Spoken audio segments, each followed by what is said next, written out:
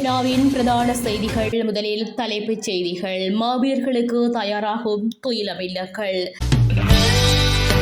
ரவி கருணாநாயக்கவின் ஐக்கிய தேசிய கட்சியின் உறுப்புரிமை ரத்து. மீண்டும் நாடாளுமன்றத்திற்குள் பிரவேசிக்க தயாராகும் ரணில்.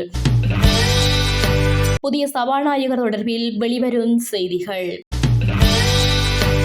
வைத்தியர் ராமநாதன் அர்ஜுனாவை வெல்ல வைத்தாரா சுமந்திரன்?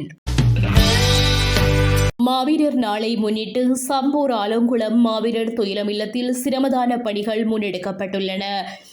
சம்பூர் ஆலங்குளம் மாவீரர் நாள் ஏற்பாட்டுக் குழுவினரின் ஏற்பாட்டில் இன்று காலை குறித்த சிரமதான பணிகள் மேற்கொள்ளப்பட்டன. இந்த சிரமதான பணியில் மாவீரர்களின் குடும்பத்தினர், முன்னாள் போராளிகள், பொதுமக்கள், நலன் விரும்பிகள் என பலரும் கலந்து கொண்டனர். இதேவேளை ஆலங்குளம் மாவீரர் துயிலம் இல்லத்தில் இம்முறை நினைவேந்தல் செயற்பாடுகளை மேற்கொள்வதற்கு அரச உயர் மட்டத்தினால் நாடு தழுவிய ரீதியில் ஏதேனும் தடையுத்தரவுகள் பிறப்பிக்கப்படாவிடத்து எந்தவிதமான தடைகளும் விதிக்கப்பட மாட்டாது என அண்மையில் காவல்துறையினர் சார்பில் உறுதியளிக்கப்பட்டிருந்தது. கடந்த வருடம் வடகிழக்கில் நீதிமன்ற தடையுத்தரவின் மூலம் மாவீரர் நாளை அனுஷ்டிக்க தடை செய்யப்பட்டிருந்த பிரதேசமாக இப்பிரதேசம் காணப்பட்டமை குறிப்பிடத்தக்கது. புதிய ஜனநாயக முன்னணியின் தேசிய பட்டியலில் ரவி கருணாநாயக்கவின் பெயரை தன்னிச்சையாக உள்ளடக்கியதன் காரணமாக அவரின் ஐக்கிய தேசிய கட்சியின் உறுப்புரிமையை ரத்து செய்ய தீர்மானிக்கப்பட்டுள்ளதாக கொழும்பு அரசியல் தகவல்கள் கூறுகின்றன. ஐக்கிய தேசிய கட்சிக்கு தெரியாமல் வேறு ஒரு கட்சியின் செயலாளர்களூடாக இந்த தன்னிச்சையான வேலையை ரவி கருணாநாயக்க செய்துள்ளதாக கட்சியின் சிரேஷ்ட உறுப்பினர் ஒருவர் குறிப்பிட்டுள்ளார். அதேவேளை கட்சியின் அரசியல் அமைப்பை மீறியமையால் இந்த நடவடிக்கை எடுக்கப்படுவதாக அந்த பேச்சாளர் மேலும் தெரிவித்துள்ளதாக கூறப்படுகிறது. முன்னாள் ஜனாதிபதி ரணில் விக்ரமசிங்க மீண்டும் நாடாளுமன்றம் செல்ல தயாராகி வருவதாக கட்சி வட்டாரங்கள் தெரிவிக்கின்றன. பொதுத் தேர்தலில் புதிய ஜனநாயக முன்னணி வெற்றி பெற்ற தேசிய பட்டியல் ஆசனத்தினூடாக அவர் நாடாளுமன்றத்திற்குள் பிரவேசிக்க உள்ளார். இதன்படி கட்சியின் 2 தேசிய பட்டியல் நாடாளுமன்ற உறுப்பினர் பதவிகளுக்கு நியமிக்கப்பட்ட இருவரில் ஒருவர் பதவி விலகல் செய்ய உள்ளார் என தகவல் வெளியாகியுள்ளது.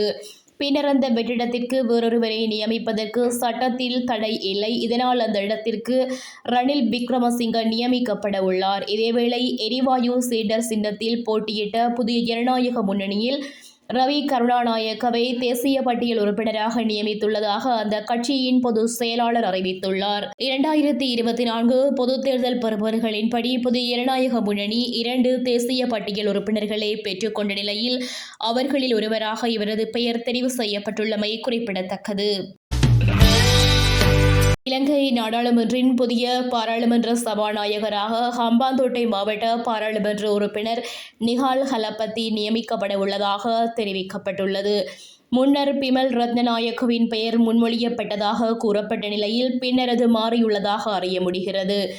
இம்முறை தேர்தலில் நிஹால் கலப்பத்தி 1,25,983 விருப்பு வாக்குகளை பெற்று அம்பாந்தோட்டையிலிருந்து முன்னிலை பெற்று பாராளுமன்றத்திற்கு தெரிவானார். அதே சமயம் தற்போதைய NPP அரசாங்கம் பாராளுமன்றத்தில் JVP உறுப்பினராக அதிகாலம் பிரதிநிதித்துவப்படுத்திய நபர் இவராகும்.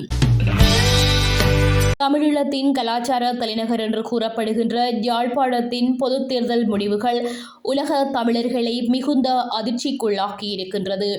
தமிழ் மக்களுக்கு இழைக்கப்பட்ட அத்தனை இன்னல்களினதும் பங்காளிகளாக அடையாளப்படுத்தப்பட்ட JVP தலைமையிலான தேசிய மக்கள் சக்தி யாழ்ப்பாணத்தில் 3 ஆசனங்களை கைப்பற்றி பெரும் வெற்றியீட்டியிருக்கின்றது.